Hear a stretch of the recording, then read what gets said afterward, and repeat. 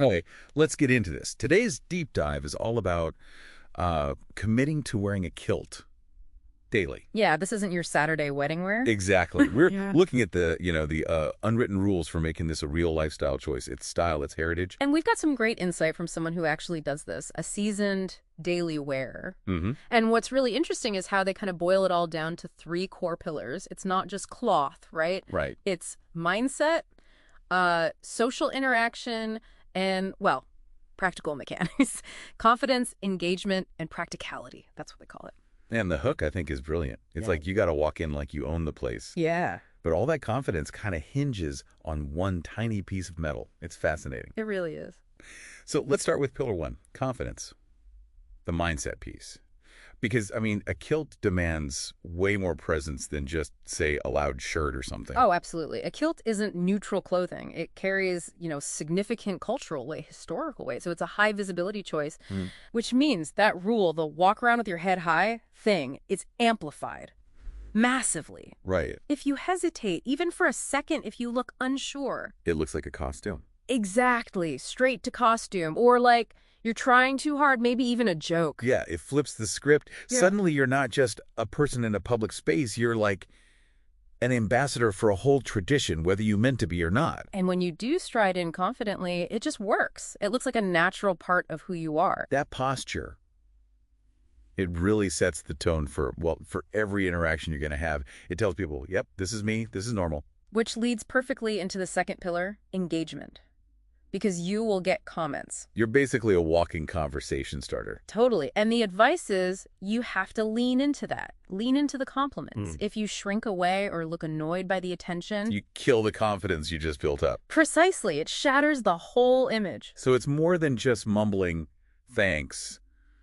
The source gave this great kind of witty reply. Yeah, I loved that one. Someone says, nice kilt. And instead of just thanks, you hit them with, thanks. Doesn't look like I just threw it on. Yeah, it's good. It shows you're totally at ease. It does. And that kind of gracious, maybe slightly humorous engagement, it builds a little connection, makes you seem approachable, and it reinforces your own comfort level. It shows you're so okay with standing out, you can even joke about it. You handled the social side. Okay, so you've got the confidence, you're handling the interactions. Yeah. But all of that apparently rests on pillar 3, the practical stuff. The nuts and bolts, or maybe the pin and fabric. Right. We're moving from mindset to mechanics, public safety almost. And the rule is non-negotiable. Always.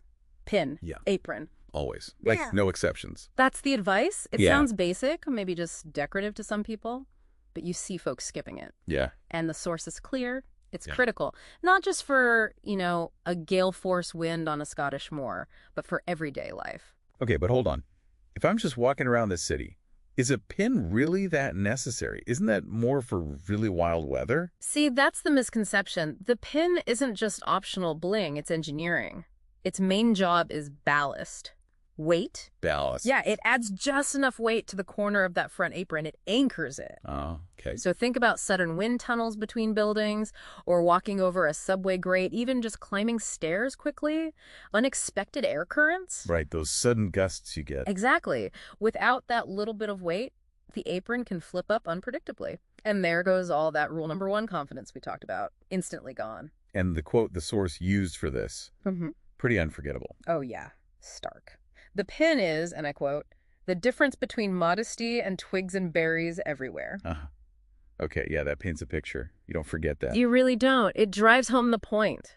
Yeah. The pin is your safety net. It lets you maintain that confidence because you're not worried about, that. It ensures the mechanics support their performance, basically. Gives you peace of mind. Exactly right. Allows you to actually own the room. So for you listening, thinking about this, wearing a kilt daily, it really seems like a whole package deal. A total commitment, yeah. And it boils down to stand tall, Yeah. that's the confidence, be gracious, be kind, that's the engagement. And for goodness sake, pin your apron, the practical wisdom. Stand tall, be kind, pin your apron. I like it. But, these ideas, they go beyond just kilts, don't they? How so? Well, think about it. Confidence, engagement, practicality. Those 3 things. They could apply to almost any unusual choice you make, couldn't they?